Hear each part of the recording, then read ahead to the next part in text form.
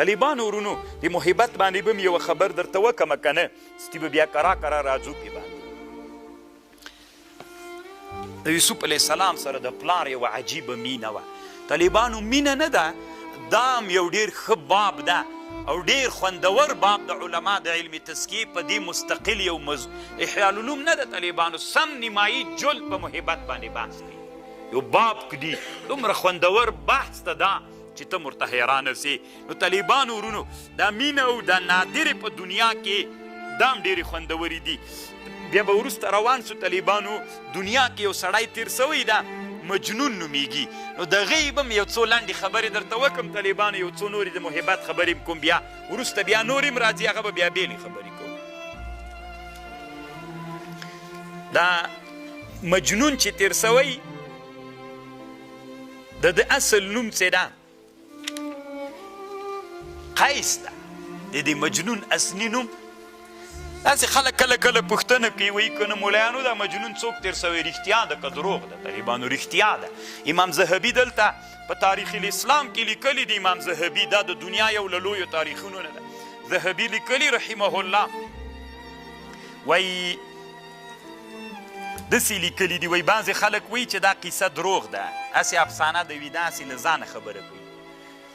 مجنون اصلي نوم قیس و د پلار نوم ملوح قیس ابن ملوح العامري په عربو کې یو مشهوره قبیله وه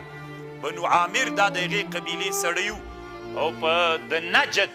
چې یو عربو کې یو منطقه د نجد ورته وایي اوس د سعودي په حدودو کې راځي د عراق طرف ته د دې نجد سړی و دی او ډېر ظلم طالبانو د مجنون سره سوی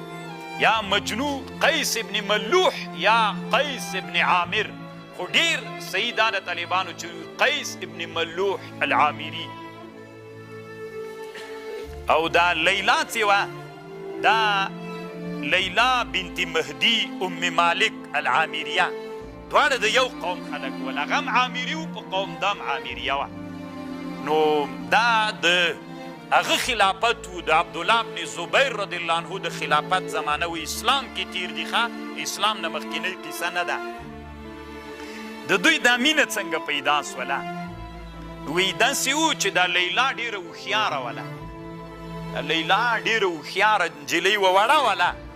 نو دا میږې به یې څرولې نو دا واړه ماشومان به ورته راټول ول او نقلونه او کیسې به یې کولې نو مجنون ته به یې ډېر خوند ورکاوه بیا طالبانو د دوی دواړو مینه سوله واړه ول میږې دواړو څرولې بس د دې وړکیتوب نه د دوی دواړو مینه پیدا سوله او چې مینه پیدا سوله بیخي نادره مینه سوه د هغې زمانې نه دا مینه داسې په زړونو کې ترارک او غټېدله تر دې پورې چې کله لیلا غټه سوله چې غټه سوله نو پلار یې بنده کړله چې نوره به ته باندې نه اوسې او چې بنده یې کړله نو دا ده باندې سخته تمامه سوله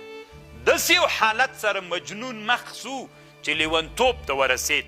د مجنون نوم ورباندې کېښودل سو یو شعر یې ویلی طالبانو دلته امام ذهبي نقل کړی خو ټول به نه درته وایم هغه حاصل به درته وایم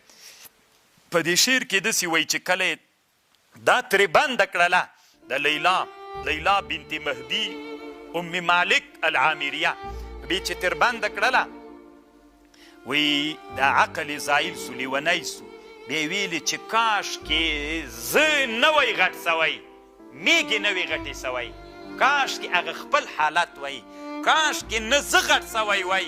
او نه میږې غټې سوی وی او لیلا هم همغسې وړه وی موږ په هغه وړکیتوب کې مینه کولی کاشکې دغه باب ته موږ نه وی را رسېدلی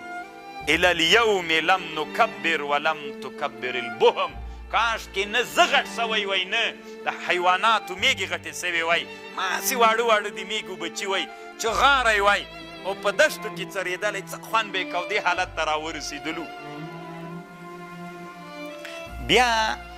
طالبانو دا پلار ته خلک ورولېږل چې دا هغه ته ورکه د مجنون ته یې ورکه مجنون لیونتوب ته لاړه بیا یې داسې کول طالبانو ورونو مجنون داسې حالت ته ورسېده چې کله کله به دا مور ورغله د مجنون مور د لیلا مور ته ورته وبه ویلې چې دا لور دی پټه راولېږه چې مازې وویني ابې چې پټه راولېږله دې پلار پې باندې خبر سو بیا به یو بله ښځه راتلله پټه چې مازې دغه کلي دته حال راوړي چې لیلا پوښتنه به څه قیسې به یې درته وکړي دغه اطمینان به راغی بیا یې دام باندې کړلې بیا یې غوښتنه ترې وکړله چې دې ته یې ورکړه هغه ورته ویلې نه ورکوم طالبانو لکه دا پښتون داسې سو وایي چې د پښتنو قیسه یې ورسره کړې څومره یې چې ورته وویلې طالبانو ور یې نه کړله اخر مجنون داسې کالي و دا هر څه به یې شکولي په ځان نه پوهېده بیخي په ځان پوهېده نه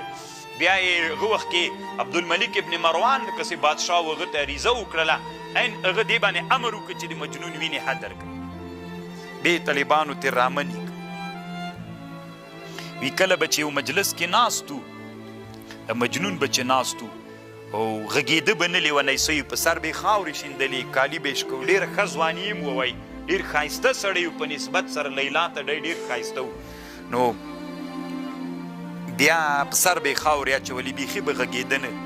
خو که غوښتل به دې چې وغږېږي چې لیلا به دې ورته یاده کړه طالبانو بېرته بې عقل راغی خبرو باندې به یې شروع وکړله غږېده به در سره غږېده چې څه پوښتنې به تېر کولې خو چې دغسې به دې خبرې ورسره کولې لیلا به دې نه وه یاده کړې بیخي